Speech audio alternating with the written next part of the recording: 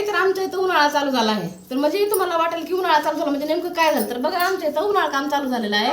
आम्ही उन्हाळ्यात हे चिप्स करण्यासाठी काय आवडे बटाटे आणलेले आहेत. ही पातेलं, ही झारा, ही खिसणी आणि बघा ही धोत्र, ही सगळी उन्हाळ्याची तयारी आहे. उद्या आम्ही चिप्स करणार. तर आमचे हे चिप्स कोण करणार, आमचे जाऊबाई करणार आहेत. तर बघा आता आमच्या जाऊबाई आहेत.